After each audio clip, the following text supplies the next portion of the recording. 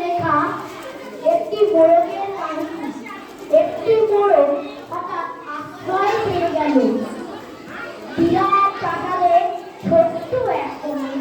ভাঙা প্যাকিং বাক্স বাঁধায় আরো দুই তিনটি মোড়কের সঙ্গে। আশ্রয় যদিও মিলল, উপযুক্ত আহার মিলল না।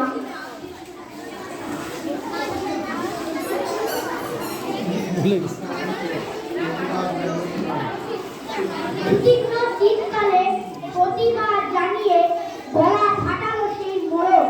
ভোর থেকে সন্ধ্যে পর্যন্ত তবুও সহানুভূতি জানানো না বিরাট শক্ত ইমারত। তারপর শুরু হলো তার আস্থা কুড়ে আনাগোনা। আশ্চর্য, সেখানে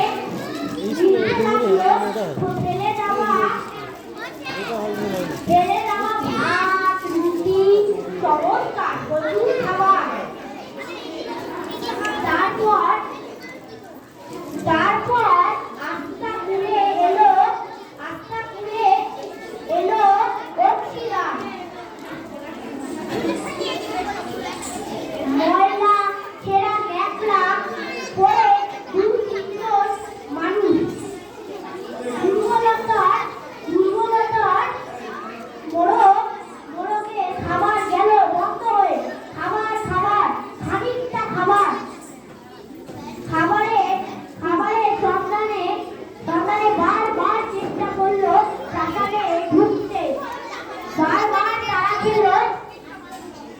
তারা খেলো প্রচন্ড। ছোট্ট মোড়ক ঘাড় উঁচু করে স্বপ্ন দেখলো। দেখে প্রাসাদের ভেতর রাখি খাবার।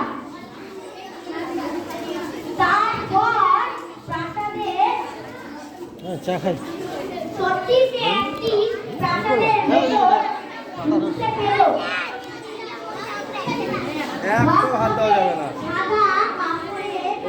সাদা কাপড়ে ঢাকা খাবারের টেবিলে খাবার খেতে নাই, খাবার